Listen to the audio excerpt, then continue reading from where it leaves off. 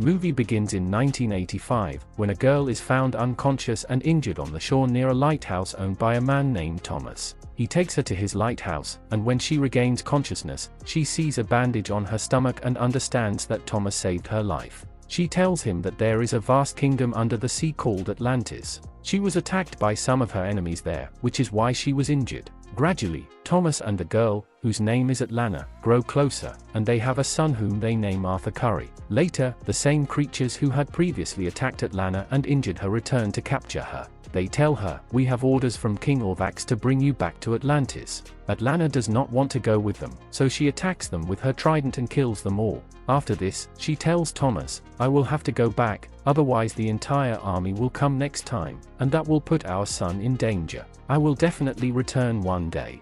Saying this, Queen Atlanta returns to her world. A few years pass, and the child, Arthur Curry, grows a little older. When he goes with his class to a fish aquarium hall, some children bully him. Seeing this, the fish in the tank become agitated. They start hitting the glass and reach out their fins towards him, and the water completely calms down. This means Arthur can talk to the sea creatures and control them completely. Everyone present is amazed by this. As time passes, Atlanta, from Atlantis, sends a warrior named Vulko to teach Arthur the art of war. Vulko tells Arthur everything about the underwater world and informs him that he is the prince. The trident he possesses is a mere replica. He must learn to wield the true king's trident. When Arthur expresses his desire to go back to his mom, Vulko tells him, "If there was anyone your mother loved the most in this world, it was you. But before you were born, before she met your father, your mother, who was a queen, was betrothed to King Orvax. So when your mother stayed with your father, King Orvax's soldiers repeatedly attacked her. To save your life, she had to return to Atlantis and marry King Orvax.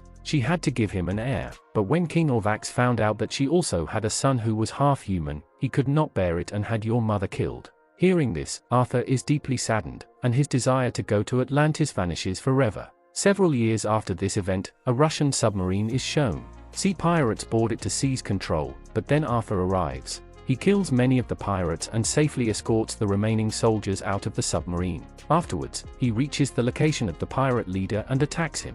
However, Arthur, or Aquaman, is immensely powerful, and no one can match his strength. A fierce battle ensues between them.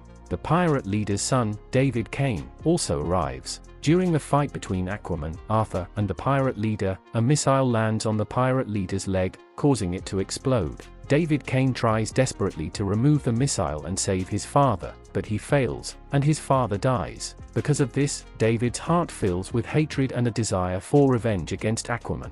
Meanwhile, under the sea, Atlantis is shown, where there are 7 different kingdoms. The king of one of these kingdoms is Orm, the son of Orvax and Atlanta. Since Orvax is dead, Orm is Arthur's younger half-brother. He hates humans. Therefore, he meets another sea king named Rheus and tells him, "Humans are polluting the ocean surface. Our water is getting dirty, causing our fish to die. They will destroy our world. We should attack them."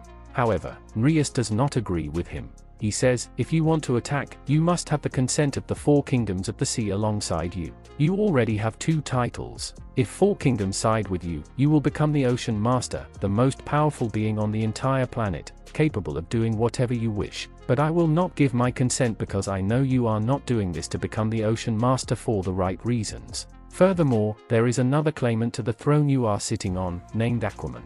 He is half-human." While they are talking, a human submarine attacks them, injuring many of King Rheus's companions. Orm tears the entire submarine apart with his trident, causing it to crash there. King Rheus realizes that humans are their enemies and thus joins hands with Orm. Now, some of Orm's men go to David Kane, whose father died because of Aquaman, and offer him some gold coins. But David says, "I don't want gold, money, or wealth. I only want Aquaman, who killed my father." The men leave without responding to him. That same night, a massive storm hits the sea, destroying everything nearby. During this storm, Arthur, who is traveling in a car with his father, gets caught. The high waves pull their car into the water. The waves are so strong that Arthur is unable to save his father. At that moment, a girl named Mera arrives and saves Arthur. She says to him, "We need your help. You are the true heir of Atlantis, and you must come with me." Mera is the daughter of King Rheus, who has now allied with Orm, Arthur's half-brother. Arthur does not want to go to Atlantis because its king had his mother killed. but at Mera's insistence, he goes. Upon arriving, he meets Vulko, the same man who taught Arthur all the arts of war in his childhood. Vulko tells him, politics has begun in our world. Your half-brother Orm has allied with King Rheus, and now together they want to bring 2 more kingdoms to their side. If that happens, no one can save this world from ruin. Vulko shows Arthur a trident and explains that it belonged to the first king of Atlantis, made from Poseidon's steel. It contained so much power that it could command the entire sea. This was from the time when Atlantis was above water, but due to some experiments by the king, an earthquake occurred so powerful that the entire Atlantis was submerged underwater. Gradually, they learned to breathe underwater. The king punished himself and adopted a life of anonymity. After that, neither the king nor the king's trident was ever seen again. Whoever possesses this trident will rule the entire ocean. I want you to find the trident and become the new king of Atlantis. Vulko shows Arthur a metal artifact and tells him that they found this item some time ago, which is from the time when Atlantis was above water. They are confident that the first king left a message for them inside it, or the location of the trident, so they can reach the trident through it. We haven't been able to open it, but there must be a way. We found some clues on it. You must go to this location and read the message written there. I'm sure you will reach the first king's tomb, where you will find the trident. But before Arthur can leave, his half-brother Orm and his soldiers attack him, capture him, and take him to Orm. Orm challenges Arthur to a duel, and Arthur accepts the challenge. Before their fight can begin, Mera goes to Orm and tells him that Arthur is his brother and he should not fight him. In fact, Mera and Orm were supposed to be married, but Orm doesn't listen to Mera. After this, a grand fight takes place between Arthur and his half-brother Orm. Arthur has his mother's trident, while Orm has his father's. During their intense battle, a moment comes when Arthur breaks Orm's trident.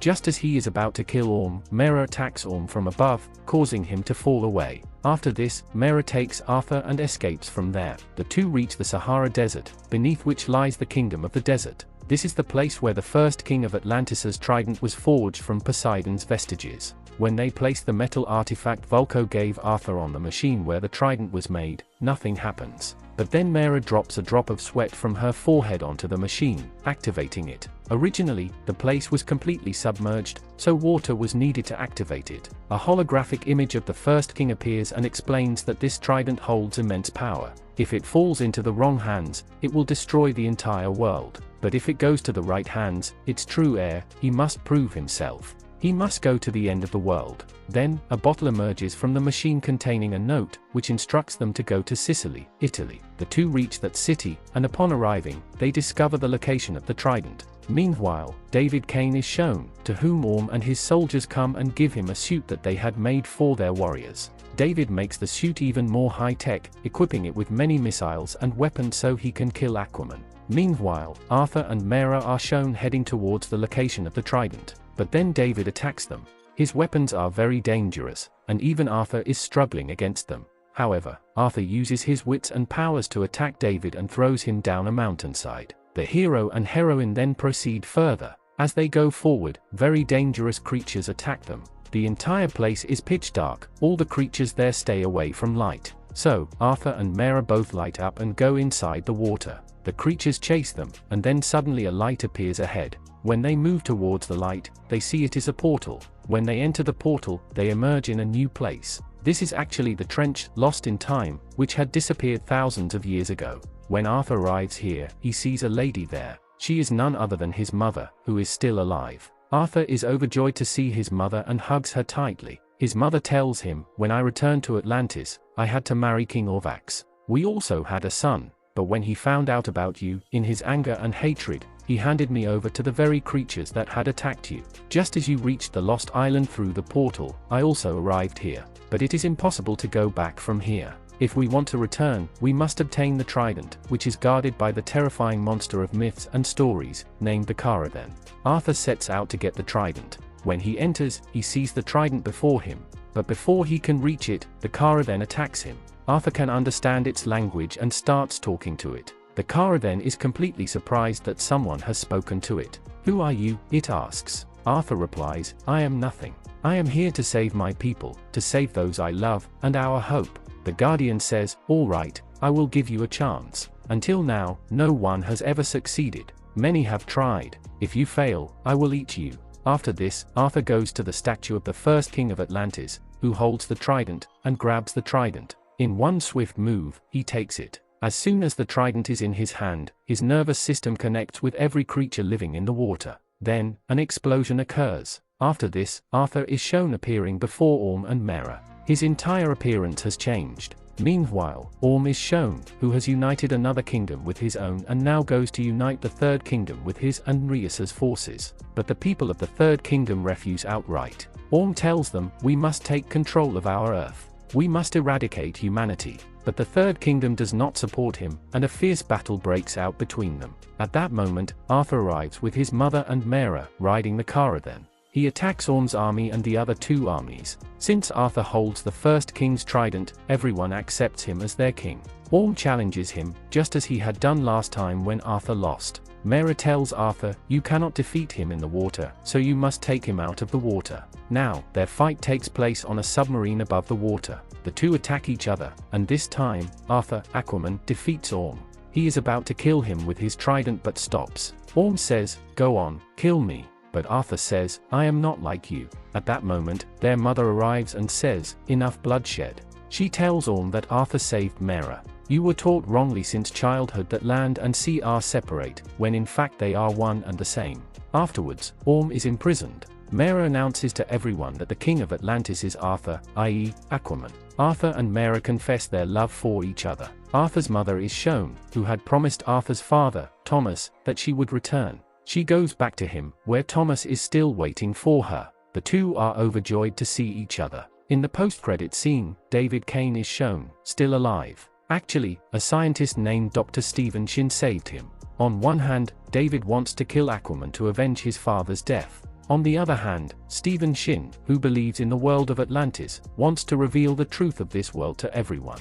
With this, the film story ends.